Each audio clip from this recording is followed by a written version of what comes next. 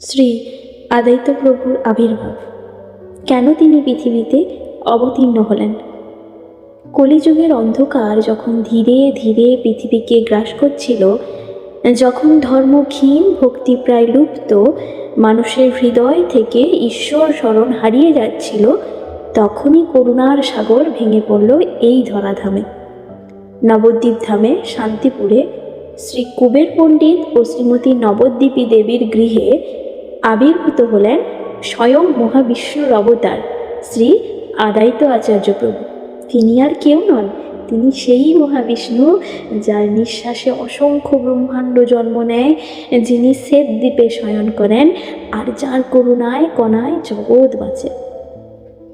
গঙ্গার জলে তুলসী পত্রে এক আকুল আহ্বান।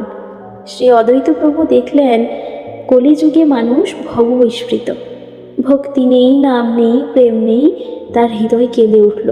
তিনি গঙ্গার জলে তুলসীপত্র অর্পণ করে অশ্রু ভেজা কণ্ঠে ডাক দিলেন, হে কৃষ্ণ, আর সহ্য হচ্ছে না, এই জগৎকে উদ্ধার করো, নিজে অবতীর্ণ হও। এই আহ্বান কোনো সাধারণ আহ্বান ছিল না, এ ছিল ভক্তের প্রেমে ভাঙা হৃদয়ের চিৎকার। আর সেই চিৎকারই স্বয়ং কৃষ্ণকে বাধ্য করল শ্রী চৈতন্য মহাপ্রভু রূপে অবতীর্ণ হতে। এই জন্যই বলা হয় আদিত্য প্রভুই মহাপ্রভুর আবির্ভাবের কারণ। তিনি এক তবু দুই, তিনি বিষ্ণু তবু ভক্ত, এই জন্যই তার নাম আদিত্য। ভগবান হয়েও তিনি ভক্তের ভূমিকায় অবতীর্ণ হলেন, যাতে ভক্তি কি তা জগৎকে শেখাতে পারেন। শ্রী চৈতন্য মহাপ্রভু যখন নীলাচলে গমন করলেন, তখন আদিত্য প্রভুও সেখানে গিয়ে তার লীলায় অংশ নিলেন।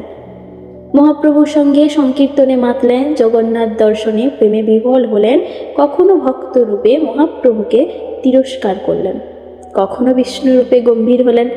মহাপ্রভুর গম্ভীর লীলায় আদিত্য প্রভুর ভূমিকা ছিল অতি গভীর। তিনি কখনো মহাপ্রভুর উন্মাদ প্রেমকে শান্ত করলেন, কখনো আবার লীলা বাড়িয়ে দিলেন।